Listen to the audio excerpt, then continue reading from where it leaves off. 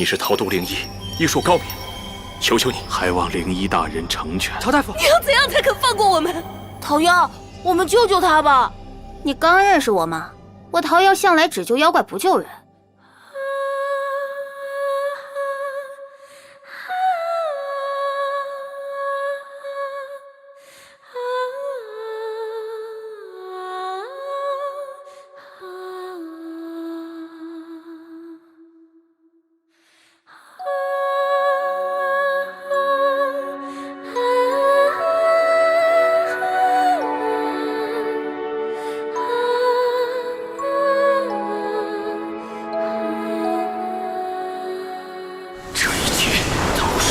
尊严，我以为他会回头再看我一眼。人都是会变的，我本就已多活了1000年，而小白才刚刚开始。我要是再勇敢一点，哪怕只是一点点，只要能多伴他一些时日，只活一世，也便够了。我要他做一个真正的人类，吃五谷杂粮，过春夏秋冬。